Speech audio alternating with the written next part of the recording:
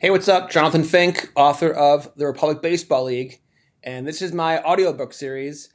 And we are on chapter 3 of volume 1 of the story of Kevin Dempsey, the professor from University of Missouri, the Republic Baseball League. Do me a favor, please like and subscribe. Let's get to it.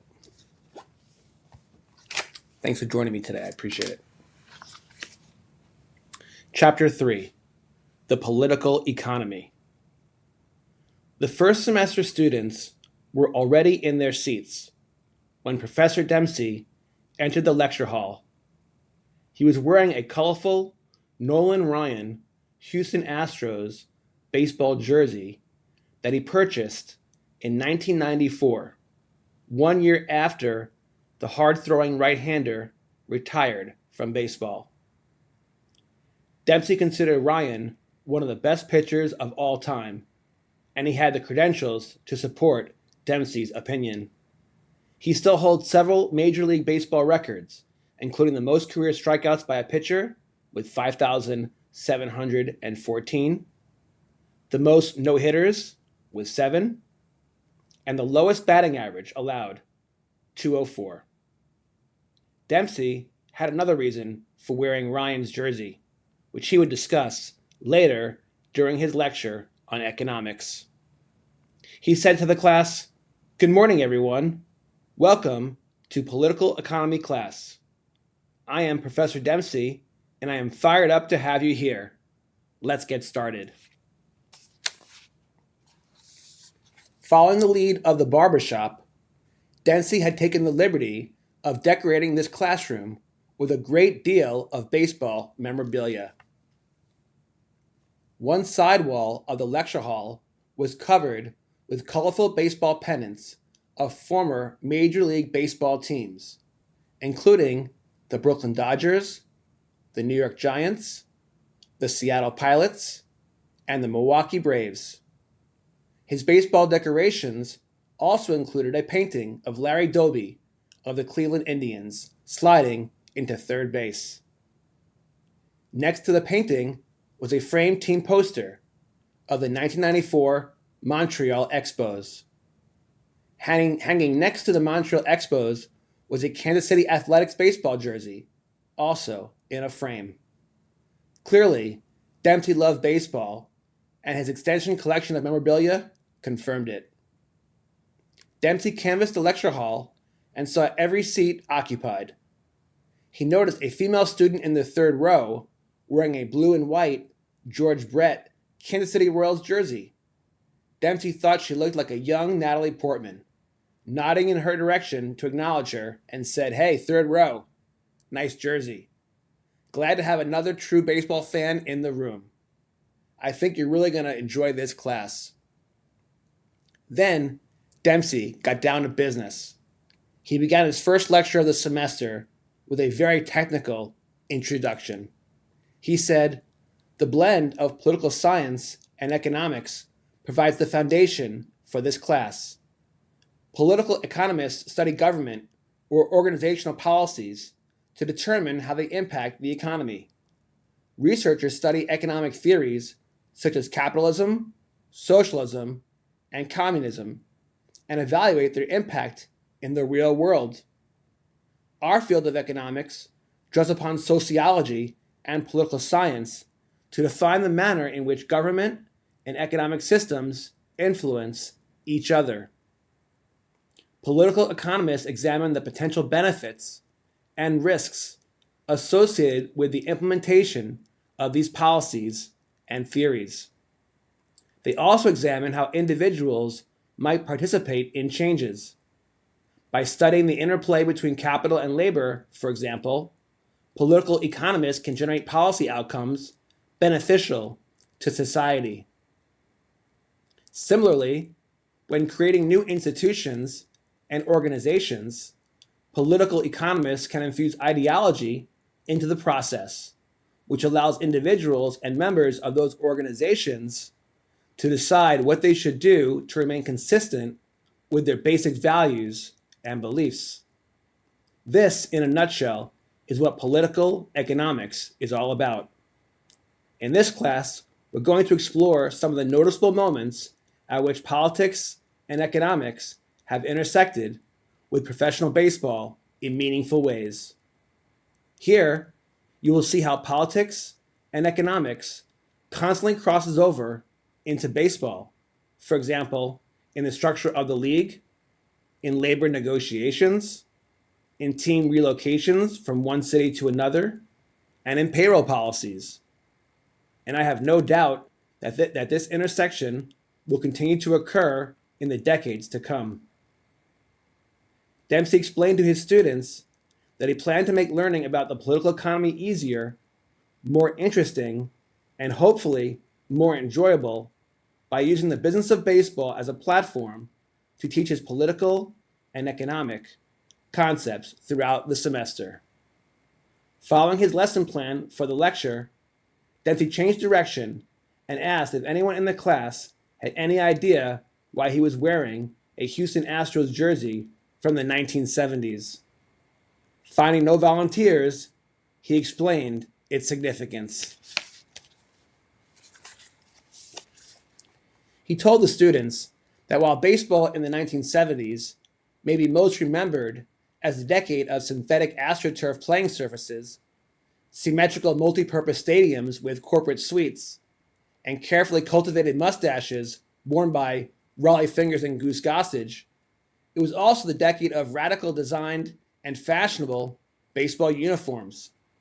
The Houston Astros jersey he was wearing was a perfect example. It was a colorful pullover jersey without buttons that the team wore for both home and away games. It featured solid blocks of horizontal red, orange, and yellow stripes from the chest down. Dempsey said this unique jersey design even earned itself a nickname, the Tequila Sunrise, because it resembles the cocktail drink. I've always loved this jersey because it introduced the economics of fashion and design into baseball attire. But at the same time, the jersey saddens me because, in my opinion, that period of time marked the end of the first golden age of baseball. Dempsey then changed the direction of his lecture again. He proceeded to give the class a history lesson on baseball. He explained that in 1858, 16 ball clubs from the New York City area formed the sport's first governing body, the National Association of Baseball Players. Eventually, the game became so popular that people wanted to watch the action live in person. It didn't take long after that for local news publications to begin covering baseball games. This created good press, turned some journalists into sports writers, and helped sell more newspapers. Baseball's popularity continued to flourish, and by the 1890s, there was enough demand for in-progress games to be broadcast by telegraph. The first sale of broadcast rights of baseball games occurred in 1897, and years later, in 1913, Western Union agreed to a 5-year deal for the rights to broadcast the games on the radio. Baseball club owners originally resisted this arrangement, fearing it would hurt ticket sales at the gate. To the contrary, radio became a huge source of income and free advertising for the ball clubs. It actually attracted more local fans to attend home games and non-local fans to follow their favorite teams over the airways. The first World Series to be aired nationally occurred a decade later in 1922. By 1950, national radio broadcasts of regular season games were added to the Liberty Broadcasting System, and the big bucks started to roll in. Dempsey's lecture on baseball history continued. He focused on the plight of African Americans. He told the class that they began playing baseball in the late 1800s, on all-black teams in the military, on corporate company teams, and for a few lucky enough to enroll in college. Based on talent, they eventually were permitted to join professional major league teams that previously had been white players only. Moses Fleetwood Walker and Bud Fowler were among the first African Americans to integrate and excel. However, the advancement of black baseball players was short-lived. Racism and Jim Crow laws caused them to be excluded from these teams by 1900s. As a result, black players again formed their own units and went barnstorming all around the country to play anyone who would accept their challenge. The last topic Dempsey discussed with the class was the formation of what is known today as Major League Baseball. He mentioned the very early years during which almost every major league that formed failed. It wasn't until the National League was founded in 1876 that baseball made its mark and began to thrive. 25 years later, in 1901, the National League's first successful counterpart, the American League, which evolved from the minor Western League, was established. The two competing leagues, each with 8 teams, were rivals that fought to attract the best players and fans. In 1903, after months of conflict, economics took over, and the leagues agreed to merge. With the combination, the organization known as Major League Baseball was formed, and professional baseball began its evolution into the multi-billion-dollar industry it is today. Then, Dempsey looked at his watch and said, "That's about it for today, everyone. We've covered a lot of ground, with much more to come. Read your next assignment on the antitrust exemption and come prepared to answer questions and do most of the talking at our next class." As the students walked out of the lecture hall, Dempsey thought about his busy day ahead. He had 2 more economics classes to teach. Then he planned to drive downtown to hit some balls to the kids at the baseball academy and make a stop in the back room of the barbershop. That would be followed by a return trip to campus, specifically to the 3rd floor of the university library, to delve deeper into his new idea for his PhD thesis. End of chapter 3. Please like and subscribe, and thank you so much for joining me and watching.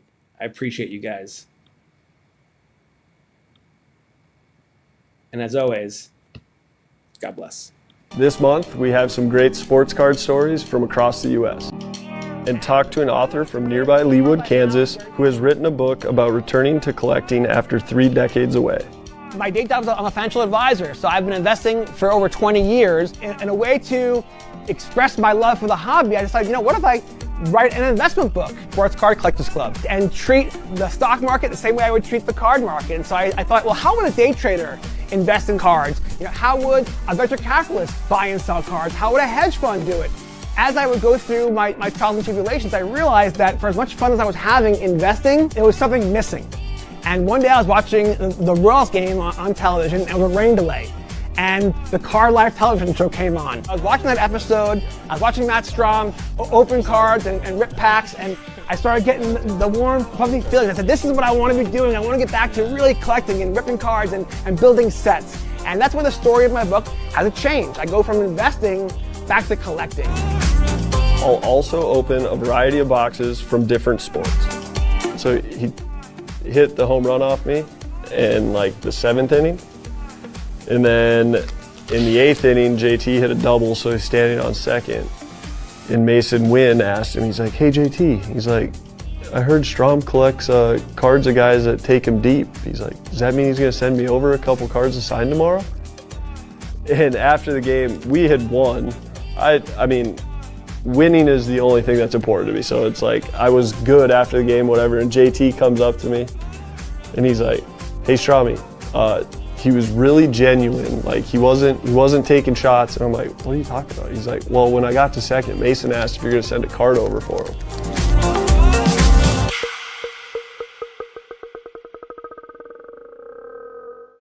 I'm just looking around my basement here, just walls covered with concert posters and toys, and just like, I have no intention of selling these things. I collect because I want to show off the things I love and do it in fun ways. And it just never crossed my mind that, hey, I'm going to go buy this thing just so I can resell it. Like that to me isn't a pure collector mentality. And obviously things change and times change. And in order for things to survive right now, you have to have that sort of chase for something valuable. Yeah, it needs to be a circus. You know what? The truth is, I actually watched the live stream on eBay Live with Ken Golden and Logan Paul. They ripped a box of 86 Flare and a box of Series 1 Pokemon. And you know what? It was very entertaining. They're both polarizing characters. I thought it was entertaining. But you know what? After every pull, they immediately are showing the value. And and it begs the question, are we creating, not we, is the industry creating a gambling culture which has a real downside? It already has. Right. Not created. It's here. Yeah, and that's a concern. I guess for me, I hope to be an influence where we focus more on collecting, because you know what, when markets crash, collectors don't get hurt at all. Because the Sandy Koufax you bought that because it makes you feel good. It brings back good memories. Said this one traded for my first big win. Jonathan Fink on the line tonight. You have created community, so let's talk about that. I went to Rip Night at your shop. Let's rip another pack, and I went to your Rip Night 2 years ago. And it was one of the best. I wrote about it in volume 1. It was one of the best times I've ever had. You guys had this giant scoreboard where you had the chase cards, and everyone can buy whatever product you wanted, like buy 3, get 1 free, whatever product, whatever it was. You then, if you pull a Bronny James, you then get another blaster. Or I pulled a Reed Shepherd auto, and then I got a free T-shirt. And I sat around the table with strangers and had the best time ever. So let's talk about how important community is, and what you guys do is provide an anchor for community in our town. How important that is. Yeah, definitely. Like you said, one of our taglines, we say we'll make an offer on anything, but like you said, we got to pay what it's worth, and so if it's junk wax, it's going to be junk wax prices, which unfortunately, a lot of people end up thinking that their 87 Topps Barry Bonds is going to be a couple $100 or it's worth nothing, people.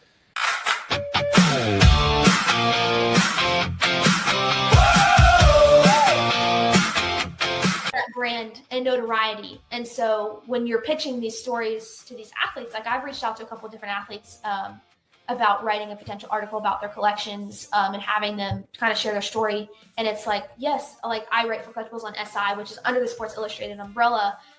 It does carry weight. Like it does. People recognize that brand. It is important. And so I'm super grateful that I've been given the opportunity to write for that staff. The top segment that was done by you on you was so well produced, right? Did all that come from the conversation you had with Michael Rubin? Is that how that put you on the map to such an extent that all those opportunities happened? How did that happen? Did you get a call one day? Said this one traded for my first big win. Jonathan Fink on the line tonight with a pack in hand and a story that bites. I didn't even collect when I was 3 years old. Like when this card came out, but you just pulled a good one. Roman Anthony, from Dempsey. I love Wichita State. Yeah. I would have been thrilled if he went to Tulane, but his parents have roots in Nebraska. So for him, it was coming home. And so Nebraska got a good one. And so I'm not surprised that program's on the rise, because they got a great stadium. They have great resources. They got a great fan base with people like you. And their recruiting is fantastic. They're finding the talented kids. So yeah, in fact, the Big Ten. So yeah, Will Bolt, the head coach, he actually played at Nebraska when I was traveling with the Nebraska team in the late 90s. He was down at Texas A&M when I worked at Texas A&M.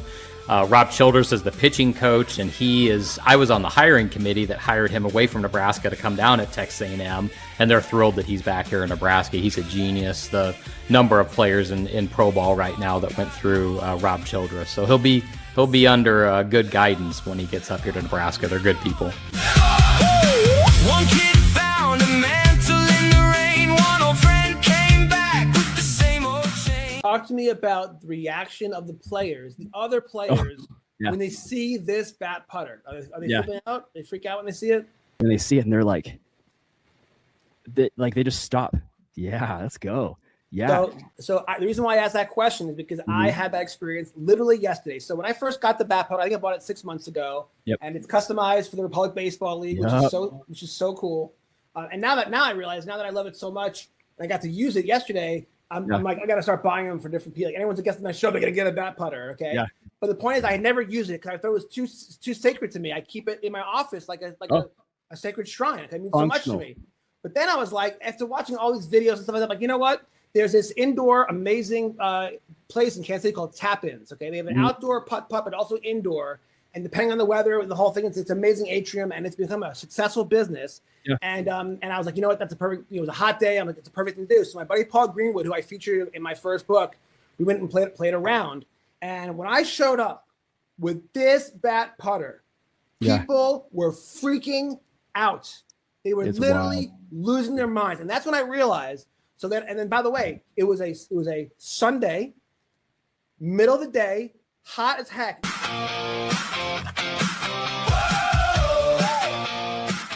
I want to see how it gets made, but you probably do actually. I want to see if there's quality control testers there. But you know, attention! If anyone in the tops is watching, Grip and Rip we want to get invited to a tour at a factory. The two of us. I told them I would work for free. Right. I would work absolutely free. I want to see how their stuff's made. Yeah, I'm curious. But like correlation is like I'm sure there's a bunch of engineers that sit around and design. Got some breaking news for you. Yeah. Slab just texted me. No way. What do you say? The Looks like this is the first year to hear it. Who is that? Right. Let me see here. Breaking news. Grip and Rip, breaking news. Oh, U.S. agent. Okay, so I just got told that the finest mega boxes are going to be really, really, really good. Oh, interesting. 1.6 numbered cards a box. So you're guaranteed one numbered card with a 60% chance to pull a second numbered card. Wow, and interesting. Autos are 1 in 3. Whoa. So do you think that Topps decided to go big because this is their first year with Topps Finest in retail? I'm going to say yes. Yes. Right? Because I do think so. You usually get so upset with the delayed numbers, they're delaying them. Or maybe, by the way, I don't know if it's a conspiracy that the odds are coming out later. I just feel that maybe they're just not as efficient as they used to be. You might have watched this game back I'm when. sure I did. Currently, it's Derek only Coleman. Yeah, he was on my fantasy team for sure. pretty crazy to think, in the future you would be able to collect that moment that you watched. Right. And by the way, check that out. It's worth $198 versus the ones that are worth 35 cents because it makes sense. Because the same way that you value your 1964 Willie Mays card, you're going to value your Drazen Petrovic, and you're not going to want to give it up unless it's for a very, very good price because you love that memory. And what's wild is the same way that you get the warm fuzzy feeling with dopamine hit, whatever, when you look at a card on your shelf, it's the same thing. But when you're online at the bank, you don't have your cards with you, Paulie, but you do have your phone, and you can pull up your Drazen Petrovic and pay respect to him and watch a couple of his awesome plays that give you the warm fuzzies because you can. It's wild. And so